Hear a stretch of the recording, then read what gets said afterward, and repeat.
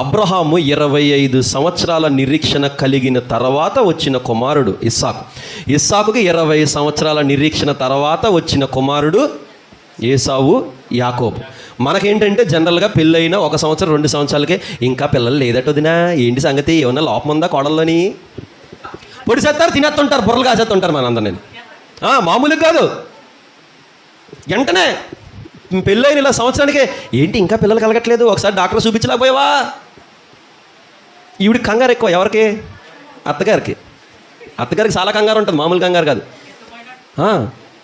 సంవత్సరం దాకా ఇంకా కలగలేదా, 2 సంవత్సరాలే, ఇంకా ఏమన్నా తెలుసా, 2 సంవత్సరాలే కదా, ఇప్పుడే కదా పెళ్ళైంది, కొంచెం ఎంజాయ్ చేయలే అని చెప్పాలి. కానీ సంవత్సరం అయినా ఇంకా పట్టలేదా, ఏదో 100 సంవత్సరాలు అయిపోయినట్టు. అబ్రహాంకి 100 సంవత్సరాలు పట్టలేదు. మరి అప్పుడేమంటావు? ఈ అత్తగారిని తీసుకెళ్ళి అబ్రహాం పక్కన కూర్చోబెట్టాల. అప్పుడు అబ్రహాం గారు చెప్తారు, నాకు 100 సంవత్సరాలు అయినా పట్టలేదు, నీ 1 సంవత్సరానికి ఎందుకు తొందర అయిపోతున్నావు అని అడుగుతాడు అబ్రహాం. ఇస్సాకు అడుగుతాడు, నాకు 20 సంవత్సరాల వరకు లేదు, నీకు 1 సంవత్సరాలు కంగారు అయిపోతాడు.